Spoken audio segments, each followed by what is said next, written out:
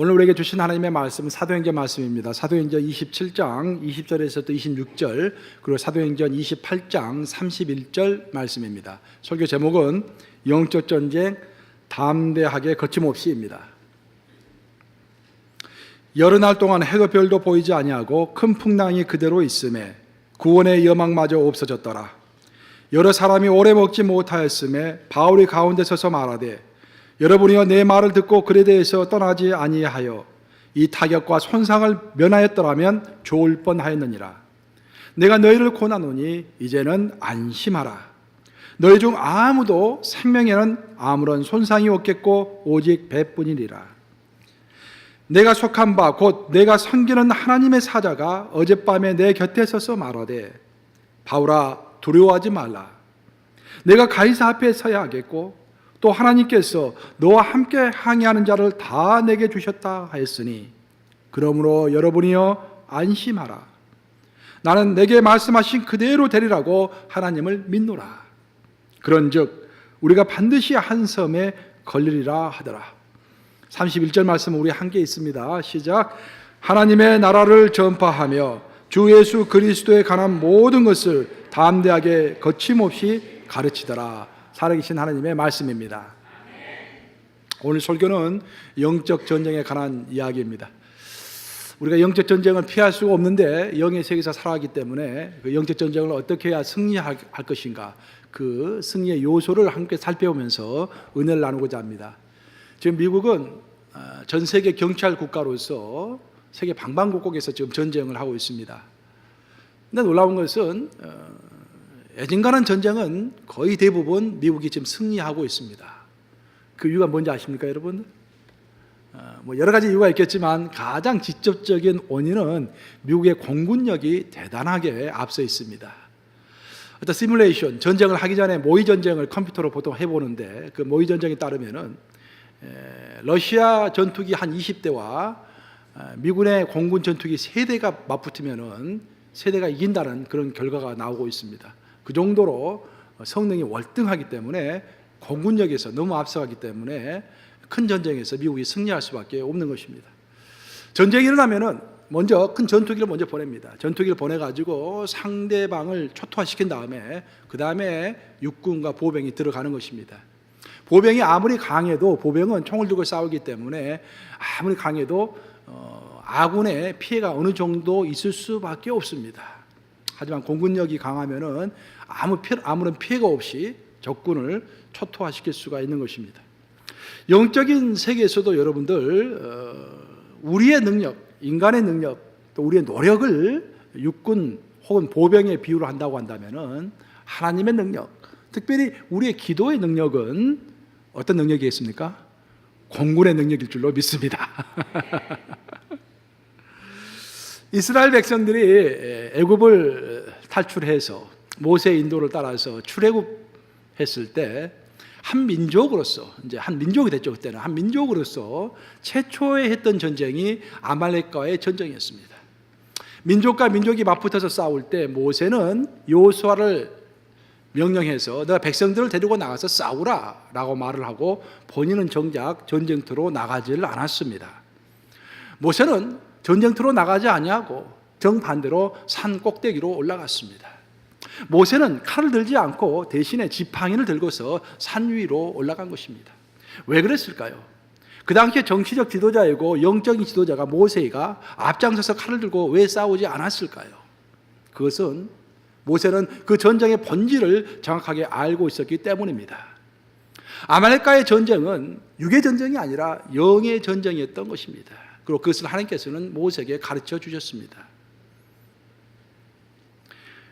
그 전쟁은 전쟁터에서 어떤 역사가 일어나는 것이 아니라 하나님께 손을 드는 바로 그 산 위에서 어떤 역사가 일어날 것이기 때문에 모세는 모든 것을 뒤로하고 산으로 올라갔던 것입니다. 모세가 이스라엘 민족의 영적 지도자일 수 있었던 것은 바로 이러한 분별력이 있었기 때문입니다. 사실 이스라엘 백성과 싸우는 아말렉 족속은, 그 아말렉의 군대는 사실 도구에 불과합니다. 그 아말렉 군대 그 배후에는 아말렉 군대를 움직이고 있는 흑암의 세력이 있었던 것입니다. 그 흑암의 세력은 우리가 아무리 여호수아가 싸움을 잘한다고 할지라도 이길 수 있는 세력이 아니라 오직 하나님의 권세만이 그것을 제압할 수 있는 그런 흑암의 세력인 것을 모세는 잘 알고 있었던 것입니다. 우리 인간은 살아가면서 오늘날 많은 눈에 보이는 것에 집착을 합니다. 사실 여러분들 우리가 TV를 보지 않습니까? TV를 보면 재밌는 프로그램들 보죠. 하지만 여러분들 아세요? 그 프로그램도 결국 어떤 한 사람이 총지휘를 하고 기획하고 연출하고 그것을 이끌어간다는 것을 아십니까? 결국 그 배후에 있는 그 배우에 있는 PD 제작자가 모든 것을 조정하고 있는 것입니다. 스포츠도 마찬가지입니다. 우리는 스포츠 경기를 보면서 축구장에서 뛰고 있는 선수들을 보면서 열광하며 즐거워하지만 사실 그 선수들은 끊임없이 사인을 보내는 감독의 지시에서 뛰고 있는 것입니다. 우리의 신앙생활도 아주 비슷합니다, 여러분들. 신앙생활의 대부분은 보이는 것보다는 보지 않는 것에서 결정이 되는 것입니다. 그래서 우리는 신앙생활을 하면 할수록 우리가 더 성숙해졌다라는 것, 신앙생활에 연륜이 쌓였다라는 것은 다른 것이 아니라 교회 규칙을 잘 알고 지키는 것이 그런 것이 연륜이 쌓인 것이 아니라 보이지 않는 세계를 볼 수 있는 그 능력, 그리고 보이지 않는 세계에서 일어나는 것들을 인지하고 현실을 판단할 수 있는 능력, 눈에 보이는 현상의 배후에 있는 것들을 볼 수 있는 능력, 판별할 수 있는 능력, 그런 사람이 영적으로 성숙한 사람이라고 할 수가 있겠습니다. 오늘날 우리가 TV를 보면 시사 프로그램들이 많습니다. 오늘날에는 이제 한국도 보니까 미국을 뻔 따라가지고 시사 프로그램을 하면은 꼭 해설자들이 나와가지고 해설을 해요. 그냥 뉴스만 듣는 게 아닙니다. 뉴스는 뉴스대로 하고 그 이후에 그걸 해설하는 것입니다. 왜 이런 일들이 벌어지고 있는지요? 어떤 현상이 지금 진행되고 있는지, 특별히 이 일이 벌어지고 있는 배후에서 어떤 일들이 일어나고 있는지 그 배후를 설명해 줍니다. 그래서 그들은 소위 시사 전문가라고 하는 것입니다. 그냥 일어난 사건들을 그냥 눈에 보이는 대로 말하는 사람들은 아마추어예요. 하지만 그 배후에서 왜 국방장관과 기무사가 이렇게 싸우는지 무슨 말인지 아시는 분들만 알죠다. 싸우는지 그 배후를 설명할 수 있는 사람이 바로 전문가인 것입니다. 우리의 신앙생활도 마찬가지입니다. 어떤 사건이 벌어졌을 때 우리가 그저 눈에 보이는 것만 가지고 판단하고 말을 한다고 하면은 우리는 신앙의 아마추어입니다. 하지만 우리가 눈에 보이는 현상의 배후에서 벌어지고 있는 일들을 이해하고 영적으로 대처할 수 있다고 한다면은 그 사람이 바로 프로페셔널인 것입니다. 오늘 본문은 사도 바울의 이야기가 나오고 있는데 사도 바울이 인생의 마지막에 재판을 받기 위하여 로마로 가고 있는 그 항로를 설명하고 있는 한 대목입니다. 오늘 본문은 첫 번에 소개하고 있는 것이 20절이죠. 27장 20절인데 그 큰 풍랑이 불었다라는 이야기로 시작을 합니다. 사도 바울을 태운 배가 로마로 가고 있는 중에 그 큰 풍랑을 맞이한 거예요. 사실 이것은 상징적입니다. 우리 인생에서도 풍랑이 붑니다. 아무리 열심히 살아도요, 마치 욥이 당했던 풍랑처럼, 이유를 알 수 없는 풍랑처럼 우리 인생에서 어떨 때는 감당할 수 없는 풍랑이 불어오는 것입니다. 낮에는 큰 풍랑이 있었고 밤에는 별도 보이지 않고 해도 보이지 않았다고 소개하고 있습니다. 이런 힘든 상황 가운데서 사도 바울의 주변에 있었던 사람들은 모두 아무런 소망이 없이 두려움에 떨었다라고 본문은 소개하고 있습니다. 신앙생활 할 때 여러분들 가장 우리가 조심하고 정말 염려하지 말아야 하지만 그래도 우리가 염려해야 할 것이 한 가지가 있다고 한다면은 소망 없이 두려워하는 것입니다. 우리가 두려워하는 순간에 그때부터 사탄은 우리의 틈을 타기 시작하는 것입니다. 아무리 어려워도 우리에게 희망이 있다고 한다면, 정말 아무리 어려워도 하나님이 내 곁에 있다라는 사실을 우리가 인지할 수 있다고 한다면, 느낄 수 있다고 한다면, 아무리 어려워도 우리 하나님은 이 나의 죽음조차도 합력하여서 결국 선을 이루실 것이다라는 것을 믿는다고 한다면 우리는 소망 가운데서 두려워하지 않을 것입니다. 하지만 희망을 잃어버리고 살아계신 하나님에 대한 확신이 희미해지면서 모든 것을 합력해서 선을 이루시는 우리 하나님이 의심되는 그 순간부터 우리는 두려워지는 거예요. 여러분, 여러분들이 가지고 있는 것 중에서 가장 귀한 게 뭡니까? 이것만큼 잃어버리면 안 된다라는 게 뭡니까? 각자가 다를 거예요. 어떤 사람은 목숨이라고 할 것이고, 어떤 사람은 내가 평생에 모은 어떤 재산일 수도 있을 것이고, 어떤 사람은 내 자식일 수도 있을 것이고, 뭐 여러 가지가 있을 거예요. 하지만 여러분들 중요한 것은 뭐냐면은 성경이 가르치는 것은 우리가 가지고 있는 것 중에서 가장 소중한 것을 설사 우리가 잃어버렸다고 할지라도 하나님은 그것조차도 사용하셔서 모든 것을 합력하여 선을 이루신다라는 것입니다. 설사 우리가 죽는 한이 있다고 할지라도 우리는 죽음을 두려워하는 사람들이 아닙니다. 왜냐? 우리에게 영생이 있기 때문에. 사실 죽음에 관한 훈련이 돼 있어야 돼요. 이런 죽음에 관한 훈련이 되지 않으면요, 정말로 죽는 그 순간에 추한 모습을 볼 수 있습니다. 며칠만 더 살게 해주시옵소서. 내 목숨을 연장시켜 주시옵소서. 우리는 그게 아니죠. 우리는 죽어도 영원한 생명을 누리기 위해 천국에 갈 사람들 아닙니까? 그렇죠? 죽음이 우리 앞을 가로막을 수가 없습니다. 죽음조차도 결국 합력하여서 하나님께서 선을 이루실 것이다 라고 믿는 것이 우리의 믿음일 줄로 믿습니다. 우리가 그런 믿음이 없이, 그런 소신이 없이 두려워하는 순간, 그 순간부터 사탄은 우리 틈을 타기 시작하는 것입니다.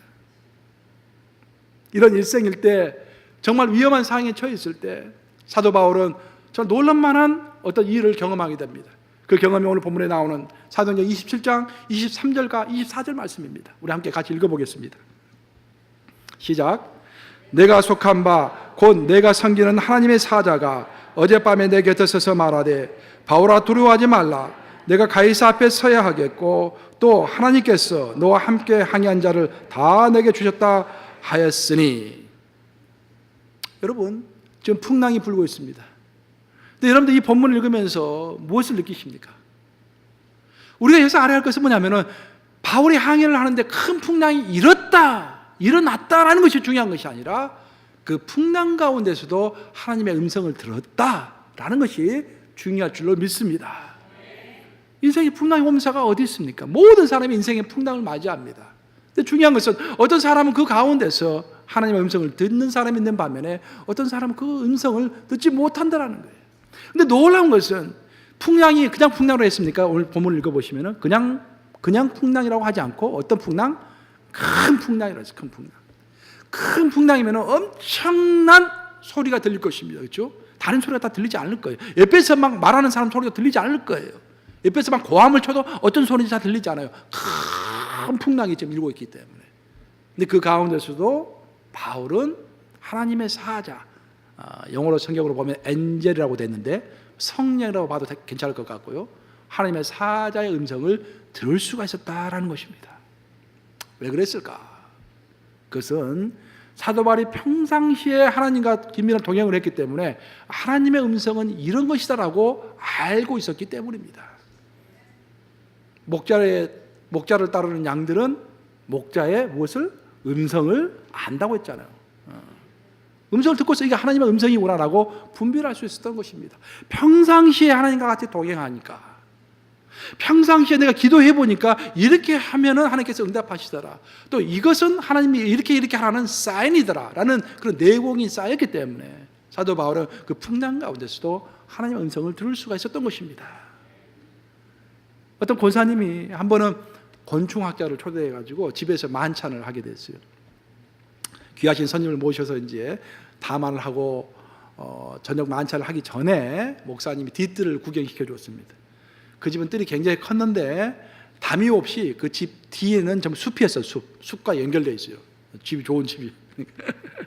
근데 이제 곤충학자를 데리고 권사님이 이제 그 숲을 한번 쭉 한 바퀴 돌았어요. 그리고 돌아왔는데 그 학자가 그렇게 이야기하더래요. 권사님, 여기에는 이 숲에는 메뚜기가 아니라 귀뚜라미가 한 18마리 정도가 18종류가 있는 것 같습니다 라고 이야기를 하더래요. 권사님 너무 어이가 없어가지고, 내가 평생을 이 집에서 살았는데 아니 귀뚜라미 소리를 크게 들은 적도 없는데 18가지 종류가 있다는 게 무슨 말씀입니까? 라고 했더니 제 전공이 귀뚜라미입니다. 근데 저는 70가지의 귀뚜라미 소리를 분별할 수 있습니다 라고 이야기하더래요. 이처럼 소리는 들리는데 우리가 듣지 못하는 소리가 너무도 많은 것입니다. 큰 풍랑이 몰아칠 때는 더더욱 소리가 들리질 않지요. 그런데 바울은 그 풍랑 가운데서도 하나님의 음성을 들었다라는 것입니다. 그런 역사가 여러분의 삶에도 있기를 주님의 이름으로 축복합니다. 하나님의 사자가 바울에게 첫 번째로 전하는 말이 뭔지 아십니까? 첫 번째로 하신 말씀이 나타나가지고 두려워하지 말라. 제가 말했죠? 두려워하는 것이 제일 큰 적이라고. 우리 신앙에 있어서 제일 큰 문제는 우리가 두려워하는 거예요. 절대로 두려워하지 마세요. 왜 두려워하지 말아야 하느냐? 그 이유를 사도 바울은 자기의 수제자인 디모데에게 명확히 하겠습니다. 디모데후서 1장 7절입니다. 한번 같이 읽어보겠습니다. 디모데후서 1장 7절 시작. 하나님이 우리에게 주신 것은 두려워하는 마음이 아니요 오직 능력과 사랑과 절제하는 마음이니.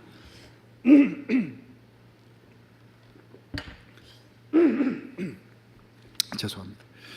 결국 왜 우리가 두려워하느냐? 하나님이 우리에게 주시는 마음은 두려워하는 마음이 아니라고 너무 명확하게 말씀하고 있죠. 사실 우리 마음에 사랑의 마음과 능력의 마음과 절제의 마음이 없으니까 두려워하는 거예요. 우리의 마음은 무엇으로인가는 채워져야 합니다. 마음이 비어 있을 수는 없습니다. 그렇죠? 하나님으로 채우지 않으면 사탄의 마음으로 채우는 것이고요. 사랑과 근심과 온유의 마음으로 채우지 않으면은 우리가 두려운 마음으로 우리 마음은 채워지는 것입니다. 근데 하나님은 두려운 마음으로 우리를 채우지 말라고 강력하게 명령하십니다.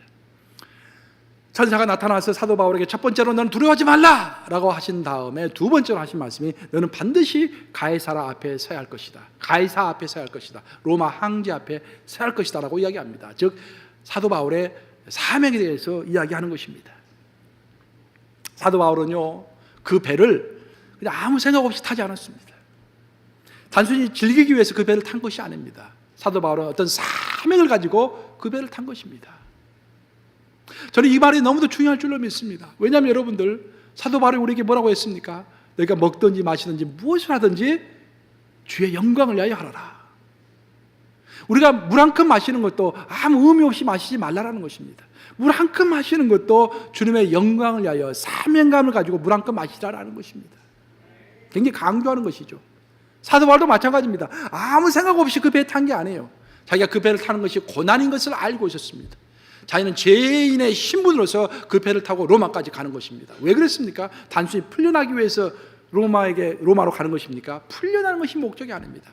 복음을 전하기 위해서 죄인의 신분이라도 내가 되어서 로마까지 가고 싶다 라는 그런 열망이 있었기 때문에, 그런 소원이 있었기 때문에, 그런 소신이 있었기 때문에, 그런 사명이 있었기 때문에 그 배를 탄 것입니다.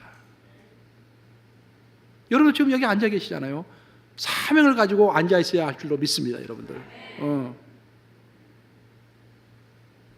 하나님은 그것을 너무도 잘 알고 있었습니다. 사도 바울이 사명을 가지고 그 배에 타고 있다는 것을 너무도 잘 알고 계셨어요. 아니 어찌 보면은 우리 하나님이 이 모든 것을 기획하시고 연출하시고 그렇게 해서 또 구원의 계획이라는 그 영화 제목을 타이틀을 만드시고 주인공으로 누굴 삼으셨습니까? 지금 바울이 주인공이 된 거 그 영화에. 근데 여러분들 영화 중에서 주인공이 죽는 영화 봤어요? 주인공이 죽으면 그 영화 끝장나는 거예요. 그날 막을 내려야 하는 거예요. 그래서 이래서 우리가 알 수 있는 것은 뭐냐면 우리가 인생을 살 때 가장 안전하게 사는 방법이 무엇일까? 제3차 대전이 벌어진다고 할지라도 원자폭탄이 우리 집 앞마당에 떨어진다 할지라도 내가 살아날 수 있는 방법이 뭘까요, 여러분들? 주님께서 영화 감독하시는 구원의 영화에서 내가 주인공이 되는 거예요. 사명, 주인공이 되는 사명을 가지고 살아야 우리가 안전할 줄로 믿습니다. 리빙스턴이 그런 말을 했잖아요. 사명 있는 자는 죽지 않는다. 왜 그 말을 했는가? 하나님께서 아프리카 민족들에게 복음을 전해야 할 하나님의 마음이 있었고 그것을 성취하게 하여 자기를 불렀다라는 거예요. 그래서 하나님께서 불러서 자기는 아프리카에 갔기 때문에 그 하나님의 사명이 성취되기 전까지는 자기가 죽지 않는다라는 거예요. 얼마나 명언입니까? 그렇죠? 우리가 사탄의 계획에 빠지지 않고 정말로 하나님의 능력에 붙들려서 정말 안전하게 살아갈 수 있는 최고의 방법은 사명자가 되는 것입니다. 하나님의 나라에서 하나님이 기뻐하시는 하나님의 사명을 수행하는 자가 되는 것입니다. 근데 문제는 대부분의 사람들이 내 사명 추구하기를 좋아해요. 내 삶에 의미 있기를 좋아하고 내가 드러나는 것을 좋아하고 내 영광을 위하여 일하기를 좋아하죠. 그거 안전하지 않습니다. 바울은 그 풍랑 가운데서도 하나님의 음성을 들었습니다. 하지만 그 음성을 듣는 것으로 끝이지 않고 그 음성에 순종했습니다. 그 음성을 믿었습니다. 우리 사도행전 오늘 본문 27장 25절 함께 같이 읽습니다. 시작. 그러므로 여러분이여 안심하라. 나는 내게 말씀하신 그대로 되리라고 하나님을 믿노라. 우리 한번 따라서 해볼까요? 그대로 되리라고 하나님을 믿노라. 크게 외친 분들만 복을 받을지어다. 그대로 될지어다. 그대로 되리라고 하나님을 믿어야 돼요. 그렇죠? 우리가 만약에 하나님께서 우리에게 음성을 들려주셨는데 그래서 믿지 않으면 그것은 환청이 되는 거예요. 영혼과 환청의 경계점이 뭔지 아세요? 그래서 하나님의 말씀으로 믿으면 그 하나님의 말씀이 되는 것이고 그 말씀을 믿지 않으면 그냥 환청이 되는 거예요. 엉뚱한 소리가 되는 것입니다. 바울은 하나님의 사자가 한 말씀이 그대로 되리라고 믿었노라고 고백하고 있습니다. 그것이 바로 여러분의 고백이 되시기를 우리 주님의 이름으로 축복합니다. 사도 바울은 이렇게 하나님의 음성을 들었고 그것을 믿었습니다. 하지만 그것을 혼자 간직하지 않았어요. 그 축복을 주변 사람들에게 나눕니다. 결국 우리에게 주어진 모든 축복은 우리가 통로가 되어서 다른 사람들에게 나누어 주라고 우리에게 주신 것입니다. 여러분들 물질적인 축복을 얻고 계십니까? 그 축복을 마음껏 나누세요. 교회 헌금 많이 하시기 바랍니다. 교회는 가난한 사람도 있지 않습니까? 여러분 부자가 교회 헌금을 많이 하면 가난한 사람들이 혜택을 보는 거예요. 교회를 통해서 이 세상으로 전파되는 것입니다. 그렇죠? 우리가 복을 받으면 그것을 다른 사람들에게 전파하게 되는 것입니다. 오늘 본문이 사도행전 27장 22절 우리 한번 같이 읽어보겠습니다. 시작. 내가 너희를 권하노니 이제는 안심하라. 너희 중 아무도 생명에는 아무런 손상이 없겠고 오직 배뿐이리라. 결국 사도 바울은 자기만 안심한 것이 아니라 하나님의 음성을 듣고 자기 혼자만 좋아한 것이 아니라 그래서 다른 사람들에게 나눔으로 인해서 다른 사람들에게 평화와 행복을 전달해 준 것입니다. 이렇게 오늘 본문을 통해서 우리가 보듯이 우리 모든 어떤 큰 풍랑, 영적인 도전, 세상적인 도전을 맞이하게 되는데 그때 우리에게 중요한 것은 하나님의 음성을 듣고 하나님의 음성을 믿고 그래서 다른 사람들과 나누는 것, 이 모든 것이 중요할진데 그것은 성령의 도우심으로 가능한 것입니다. 그래서 영적 전쟁을 하려고 하는 사람, 영적 전쟁에 임할 때 우리가 첫 번째로 점검해야 할 것은 나는 하나님과 함께 동행하고 있는가, 그래서 하나님의 음성을 듣고 있는가, 성령께서 나와 함께하고 있는가라는 것을 점검해야 할 줄로 믿습니다. 두 번째로 중요한 것은 뭐냐면 우리가 영적 전쟁을 패할 때 성령과 동행함과 아울러서 우리에게 중요한 것이 영적인 권세를 갖는 것입니다. 참 권세가 진짜 중요해요, 여러분들. 그러니까 우리가 신앙생활 하면서 교회 다니면서 세상 사람과 다른 것 하나는 우리에게 권세가 있다라는 것입니다. 하늘 권세가 있다라는 것입니다. 여러분 권세 가지고 있는 것이 믿으십니까? 다 가지고 계세요. 여러분 이미 가지고 계세요. 권세를 이미. 성경을 보면은 권세에 대해서 설명을 하는데 누가복음 4장에서 예수님의 권세가 나옵니다. 누가복음 4장 누가복음 4장 36절입니다. 한번 같이 읽어보겠습니다. 누가복음 4장 36절 시작. 다 놀라 서로 말하 이르되 그 어떠한 말씀인고 권위와 능력으로 더러운 계시를 명하며 나가는도다 하더라. 여기서 권위와 능력이라는 단어가 나오는데 권위라는 능력이 원어로는 엑수시아입니다. 엑수시아. 이 엑수시아는 크게 두 가지 의미를 가져요. 소극적으로는 다른 사람의 간섭을 받지 않고 내가 하고 싶은 대로 할 수 있는 자유를 의미합니다. 하지만 보다 적극적으로는 내가 원하는 대로 다른 사람들을 조종해서 다른 사람들을 움직여서 내가 그 사람을 지배하는 것을 또한 엑수시아라고 하는 거예요. 바로 그게 영적인 세계의 원리입니다. 우리는 사탄의 간섭으로부터 자유로운 자들입니다. 왜? 하나님의 자녀이기 때문에. 우리가 하나님의 자녀의 권세를 가지고 있기 때문에 사탄은 절대 우리를 어떻게 할 수가 없습니다. 우리가 두려워하지 않는 한 사탄이 우리를 어떻게 할 수가 없어요. 더 나아가서 우리는 하늘의 권세를 가지고 있고 하나님의 자녀된 권세를 가지고 있기 때문에 기도를 통하여서 또 우리의 행동을 통하여서 우리의 믿음의 선포를 통하여서 하늘을 움직이고 이 땅을 움직일 수가 있는 것입니다. 그것이 권세예요. 그래서 우리는 이 땅에서 예수님의 제자로 살아갈 때 그 무엇보다도 하나님의 또 하늘의 권세를 가지고 살아갈 줄로 믿습니다. 그럼 그 하늘 권세를 어떻게 우리가 받을 수 있을 것인가? 이제 그게 중요한 거예요. 하늘 권세는 다 알죠. 그 권세를 어떻게 우리가 권세를 가질 것인가? 첫 번째로 우리가 하늘 권세를 가지기 위해서 가장 중요한 것은 성경 말씀을 읽고 공부하고 묵상하고 암송하는 것입니다. 왜냐하면 하늘의 권세는 곧 말씀의 권세이기 때문입니다. 하늘 권세는 무슨 권세다? 말씀의 권세요. 하늘 권세는 말씀의 권세입니다. 성경 말씀은요, 변할 수 없는 하나님의 계시입니다. 계시라는 것은 하나님의 숨겨진 뜻이 이 세상에 밝히 드러났다, 드러났다라는 거예요. 그래서 그 밝히 이미 드러난 하나님의 뜻은 그 누구도 변조할 수가 없습니다. 이렇게 밝히 드러난 하나님의 뜻을 명확히 알고 있을 때 어둠의 영들은 우리를 속일 수가 없는 것입니다. 이게 중요해요.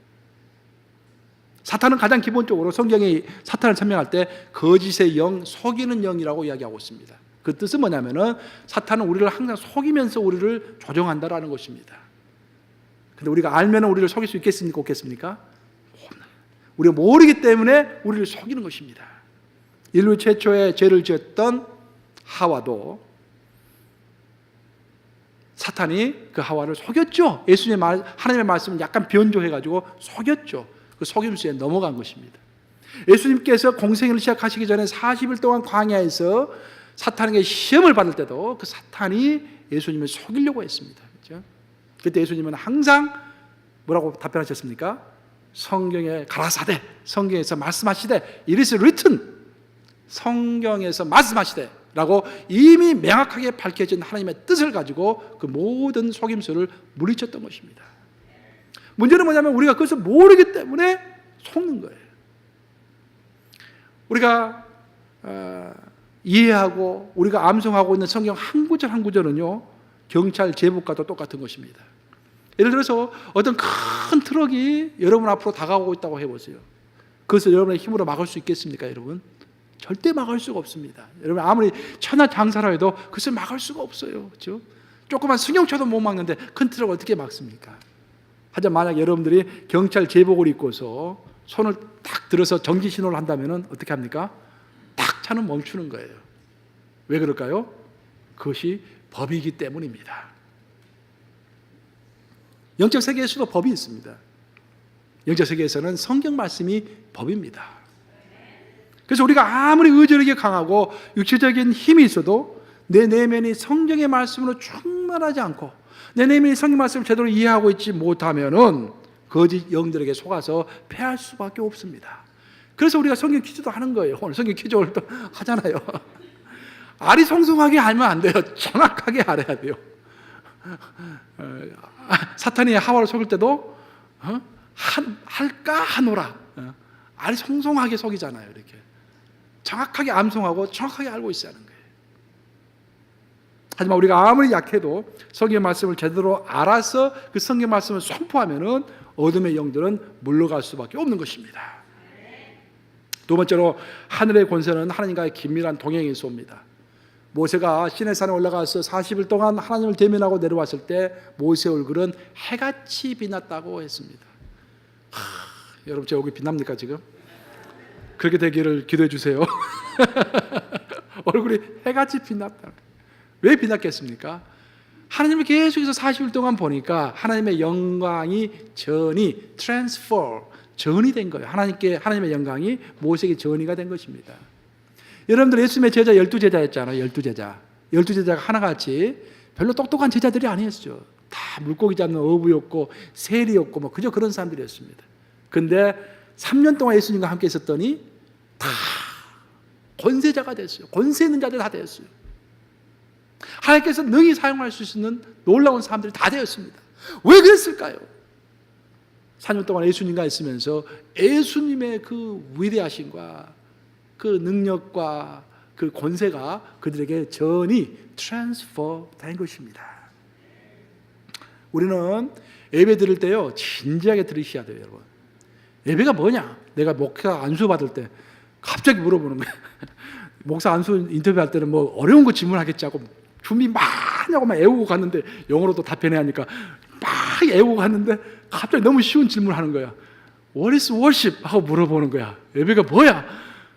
너무 쉬운 질문을 하니까 또 답변이 안 되는 거야. 여러분, 예배가 뭡니까? 한번 설명해 보세요. 막연하잖아요. 그래서 나도 모르게 갑자기 내가 어디서 It's going into God's Shekinah, 하나님의 임재 안으로 들어가는 것이 예배입니다 라고 나도 모르게 이제 답변을 했어요. 성령께서 도와주신 것 같아요. 그때 사람들 깜짝 놀라는 거예요. 너무 명답이래. 너무 명답이래. 너무 정확한 답이래. 예배는요, 여러분들, 하나님의 임재 안으로 들어가는 것입니다. 찬양도 하나님의 임재 안으로 들어가는 거예요. 찬양할 때 눈 감고서 찬양하면서 하나님의 임재 안으로 들어가는 것입니다. 성경 읽는 것도요, 하나님의 세계로, 하나님의 임재 안으로 들어가는 것입니다. 하나님의 임재 안으로 들어갈 때 우리가 하나님을 닮아가는 거예요. 그렇죠? 노력해서 닮아가는 것이 아니라 그와 동행하면서 자연스럽게 그를 닮아가는 것입니다. 부부가 닮는다고 그러잖아요. 그렇죠? 부부가 닮는다고.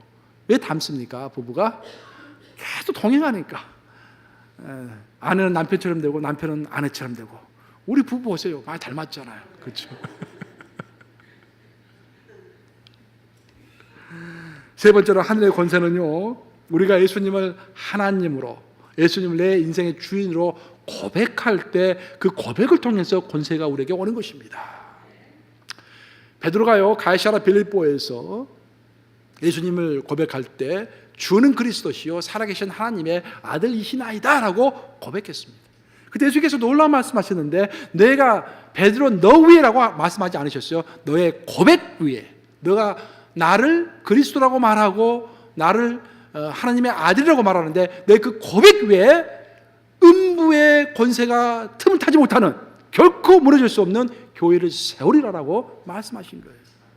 저는 이것을 내 몸으로 체험했습니다. 제가 원래는 여러분도 아시다시피 목회자 될 생각이 전혀 없었는데 1999년도에 이 7월달 이 정도 됐을 거예요. 날씨가 무척 더운데 들판에 나가서 기도했습니다. 근데 기도하는데 그날은 이상하게도 다른 기도가 되지 않는 거예요. 그래서 하나님이 두 마디만 하게 만드시는 거예요. 하나님 사랑합니다. 내가 죽는 그날까지 하나님을 위하여 일하다가 죽겠습니다. 그러면 계속해서 반복해서 기도하는데 막 눈에서 눈물이 그렇게 많이 쏟아진 적이 없었던 것 같아요. 막 펑펑펑 쏟아지는 거예요. 1시간 기도했는지 2시간 기도했는지 한참 기도해가지고 기진맥진해가지고 이제 돌아오는데 그때 하나님께서 나에게 I called you as a full-time minister라는 음성을 2번 들려주셨어요. 그것이 하늘에서부터 들렸는지 내 내면에서 들려왔는지 저는 잘 모르겠습니다. 분명히 말씀해 주셨어요. 그러면서부터 이제 목회가는 고민이 그때부터 시작된 것입니다. 저는 그때 지금도 생각해봐요. 왜 하나님이 목회자가 되기에는 참 부족한 것들이 상당히 많은 사람인데 목회자보다는 사실 나는 학자나 정치가나 그런 걸 하는 게 더 나을 것 같은데 왜 나를 목회자로 하필은 불렀을까? 또 일남오녀의 장남인데 동생도 여동생도 많은데 어머니도 모셔야 하는데 왜 어머니도 모시지 못하도록 나를 목사로 부르셨을까? 생각해 보니까 다른 게 아니라요, 그 고백이에요. 고백. 주님 사랑합니다. 내가 죽는 그날까지 주님을 위하여 일하다가 죽겠습니다. 그 고백을 하나님께서 받으신 거예요. 그 고백을 받으시고 그 고백 위에다가 나에게 목사의 직분을 주신 것입니다. 여러분의 삶도 똑같습니다. 여러분, 예수님의 선포는 오늘날에도 여전히 유효합니다. 내 인생에 있어서 내 자신의 계획이나 뜻보다는 하나님의 뜻이 먼저 이루어지기를 원합니다라고 고백할 때 그 고백 기회에 하나님께서 우리에게 권세를 허락하시고 능력을 허락하실 줄로 믿습니다. 마지막으로 하늘의 권세는요, 다른 것이 아니라 맡겨진 지극히 작은 일에 충성하는 자에게 하나님의 권세가 임하는 것입니다. 우리 누가복음 19장 17절 한번 같이 읽어보겠습니다. 시작. 주인이 이르되 잘하였다 착한 종이여, 내가 지극히 작은 것에 충성하였으니 열고 올 권세를 차지하라 하고. 열고 올 권세를 누구에게 줬습니까? 지극히 작은 일에 충성한 자에게 준 거예요. 우리는 어떤 큰 일을 하길 좋아합니다. 그렇죠? 하지만 권세는 여러분들 아셔야 할 것이 뭐냐면 우리의 노력으로 받는 것이 아니라 권세는 하나님이 우리에게 주시는 것입니다. 그래서 주는 자는 항상 어떤 기준을 가지고 줘요. 무작정 주는 게 아니라 하나님께서는 어떤 기준을 가지고 권세를 주시는데 그 권세를 주시는 기준이 뭐냐면 작은 일에 충성하는 것입니다. 말로는 큰 것을 이야기하면서 오늘 나에게 맡겨진 작은 일, 그렇죠? 부엌에 들어가서 봉사하고 주차 봉사하고 이렇게 예배본으로서 섬기고 하는 그 작은 일을 놓치는 자는 결코 권세를 받을 수가 없는 것입니다. 이제 말씀 마무리합니다. 오늘 본문이 우리에게 주는 아주 특별한 교훈, 그 중에서 정말 우리가 놓치지 말아야 할 교훈 중에 하나가 뭐냐면은, 사도 바울은 그토록 큰 권세를 가진 자였고 하나님의 음성을 들을 수 있는 자였고 또한 특별한 사명을 받은 자였지만, 이런 사도 바울에게조차도 고난의 큰 풍랑은 피해가지 않았다라는 것입니다. 혹시 여러분 가운데서 왜 내 인생에는 이렇게 고민스러운 일들이 많을까라고 생각해 본 적이 있으십니까? 그렇다면 사도 바울을 생각해 보시기 바랍니다. 사도 바울, 그 위대한 하나님의 사람도 풍랑이 사도 바울을 피해가지 않았어요. 사도 바울도 그 풍랑을 맞이해야만 했습니다. 하지만 사도 바울은 하나님이 함께 하심으로 그 풍랑을 이겨낼 수 있었던 것입니다. 우리 모든 자에게, 우리가 아무리 신앙생활을 열심히 하고 하늘의 권세를 가지고 있고 저 성령이 나와 긴밀하게 동행하고 있지만, 나에게 특별한 사명이 있지만, 그럼에도 불구하고 나에게 풍랑은 찾아옵니다. 하지만 동시에 그 풍랑이 찾아온과 동시에 성령은 우리와 동행하시며 우리를 위로하고 격려하는 것입니다. 그러면서 우리를 뛰어넘게 만드시는 것입니다. 오늘 사도행전 맨 마지막 장이 몇 장이죠? 사도행전 28장 맨 마지막 절이 몇 절이죠? 31절. 28절 30절 한번 같이 읽어볼까요? 오늘 본문 말씀인데 시작. 하나님의 나라를 전파하며 주 예수 그리스도에 관한 모든 것을 담대하게 거침없이 가르치더라. 사도 바울이 지금 드디어 로마에 도착했습니다. 감옥에 갇혔습니다. 여기서 감옥은 그냥 일반 감옥이 아니라 렌트비를 주고서 이때 집을 빌려가지고 그 가택연금 수준입니다. 그러면서 그 가택연금 수준에서 그에게 오는 모든 사람에게 예수 그리스도가 누구신지 또 하나님의 나라가 무엇인지를 전파하고 가르쳤다라는 것입니다. 가르치되 담대하게 거침없이 가르쳤다라는 것입니다. 우리 모두는요, 이 땅을 살아가면서 내가 하나님의 나라에서 어떤 특별한 의미가 있기를 원합니다. 내 삶이 어떤 의미 있는 삶이 되기를 원합니다. 하지만 여러분들 정말로 명심하셔야 할 것은 뭐냐면은, 내 자신이 어떤 의미 있는 삶을 사는 것도 중요하지만 그보다 훨씬 더 중요한 것은 하나님의 뜻이 이루어지는 것이 훨씬 더 중요하다라는 것입니다. 하나님의 뜻을 이루기 위해서요, 어떤 사람은 빨리 죽기도 하고요, 어떤 사람은 감옥에 갇히기도 하고, 정반대로 어떤 사람은 크게 성공도 합니다. 왜냐하면 성공한 사람이 있어야 또 하나님의 나라를 위해서 기여할 수 있으니까. 문제는 뭐냐면 내 뜻이 이루어지는 것이 아니라, 내가 어떻게 존귀하게 사용되는 것이 중요한 것이 아니라 하나님의 뜻이 나를 통해서 이루어지는 것이 중요한 줄로 믿습니다. 항상 하나님의 뜻이 먼저입니다, 여러분들. 그 하나님의 뜻 때문에 내가 빨리 죽을 수도 있어요. 그 하나님의 뜻대로 내가 성공할 수도 있습니다. 그 하나님의 뜻 때문에 내가 감옥에 갇힐 수도 있고 내가 실패할 수도 있어요. 가지입니다. 하지만 우리를 통해서 하나님의 뜻이 이루어지는 것이 중요한 것입니다. 그래서 인간은 내 자신이 주체가 되어서 어떤 성취의 삶을 살아보려고 몸부림치면요, 하나님 앞에서 크게 실망할 것입니다. 하지만 정반대로 나를 바쳐서, 내가 가지고 있는 것을 바쳐서, 내 꿈을 바쳐서, 내 청춘을 바쳐서, 내 뜻을 적고서 하나님의 뜻을 위하여 나의 것을 하나님께 드렸다고 한다면 우리가 하나님 앞에 섰을 때 크게 자랑스러울 줄로 믿습니다. 결국 하나님의 뜻입니다. 그 하나님의 뜻이 뭡니까? 결국 여러분, 성경에서는요, 하나님의 뜻이 절대로 하나님의 뜻들이라는 말로 나오지 않습니다. 복수로 나오지 않아요. 하나님의 뜻은 항상 하나님의 뜻이라고 단수입니다. 하나님의 뜻은 하나라는 거예요. 하나. 하나님의 뜻은 뭔가? 그것은 항상 하나님의 뜻은 믿지 않는 자들이 하나님을 알고 영접하고 그들이 성장하는 것입니다.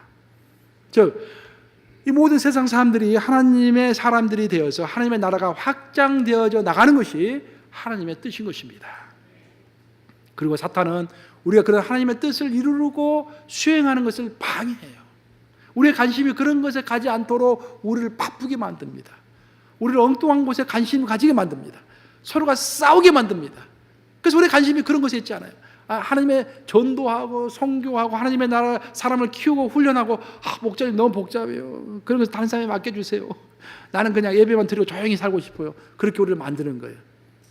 이러면서 우리의 영적 전쟁이 시작되는 것입니다. 영적 전쟁 하니까 여러분들 처음에 내가 오늘 설교는 영적 전쟁입니다 하니까 뭐 거창한 거 이야기할 줄 알았죠. 이 거창한 뭐 큰 귀신은요 여러분들에게 대들지 않아요. 합당 싸움을 할 만한 사람에게 대들지 그냥 보통 사람에게 대들지 않습니다. 여러분 걱정하지 않으셔도 돼요. 여러분의 수준에서 걱정해야 할 영적 전투는 여러분들이 게을러지는 것입니다. 그리고 여러분들의 뜻을 이루려고 하나님의 뜻을 잡아버리는 것들입니다. 또 작은 일에 충성하지 못하고 큰 일들만 이렇게 추구하는 것입니다. 그런 것들이 여러분들이 해결해야 할 영적 전투인 것입니다. 바로 이런 것들에 속지 않고 성령의 도움과 하늘의 권세로 담대하게 거침없이 앞으로 나아가서 영적 전쟁에서 승리하시는 저와 여러분들 되시기를 우리 주님의 이름으로 축복합니다.